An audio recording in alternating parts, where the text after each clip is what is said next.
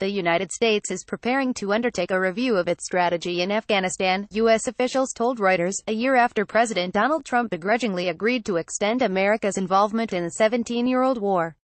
Officials said Trump has shown signs of frustration over the lack of progress since he unveiled a strategy last August that committed to an open-ended deployment of U.S. military advisors, trainers and special forces and increased air support for Afghan security forces.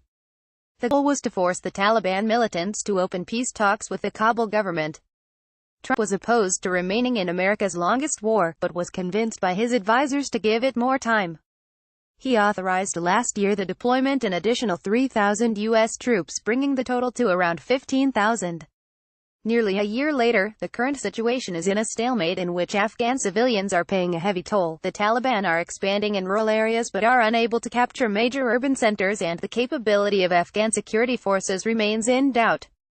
Several current U.S. officials and other former officials and advisors with direct knowledge said the White House had not yet formally ordered the review, but they were preparing for a government-wide appraisal in the next few months. The officials spoke on condition of anonymity because they were not authorized to publicly discuss the issue. We've received some indications from the White House that Trump could ask for a review in the next few months. So we are preparing for what it would look like, said a senior U.S. official.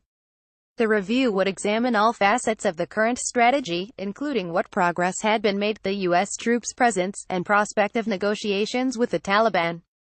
It also would include U.S. relations with Pakistan, which U.S. officials accuse of supporting the insurgents, the senior official said.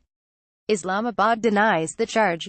We regularly conduct reviews of our strategies, examining their effectiveness and making necessary adjustments to ensure U.S. resources are being used in the most efficient ways possible, a National Security Council spokesperson said in an emailed response to a request for comment. We are not planning an overarching review of our core strategy, like the one conducted last summer. The official did not define an overarching review of our core strategy, but added as Trump arrived in Brussels for a NATO summit that we expect allies and partners to carry their fair share of the burden in Afghanistan by continuing to increase troop and financial contributions. Longest war U.S.-led forces invaded Afghanistan in 2001 to topple the Taliban government for harboring al-Qaeda. Since then, nearly 1,900 U.S. troops have been killed in the war, even as corruption remains endemic in the country and security remains precarious. A recent U.S. government watchdog report found that the Afghan government controlled or influenced only 56% of the country. Trump has vented over the lack of progress in Afghanistan, other officials told Reuters, also on the condition of anonymity.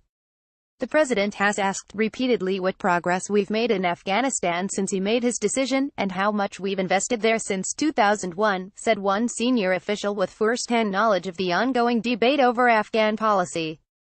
He's voiced his frustration about the lack of progress many times, basically asking, what have we got for all that money? Michael Kugelman, a South Asia specialist at the Woodrow Wilson Center, said that if there had meaningful progress in Afghanistan, a review would be unlikely. The administration could essentially say, after the review, that the conditions have not improved on the ground, so what is the reason to stay, Kugelman said. It is not unprecedented for the White House to request such an internal review. Officials said a similar review was carried out after President Barack Obama unveiled an Afghanistan strategy in 2009. U.S. Secretary of State Mike Pompeo, on a surprise visit to Afghanistan on Monday, promised support for President Ashraf Ghani's bid to start peace talks with the Taliban and repeated the United States would be willing to take part. He said the strategy announced last year was working, and would reassure Afghans that we will support them as they continue fighting to liberate their country and their people.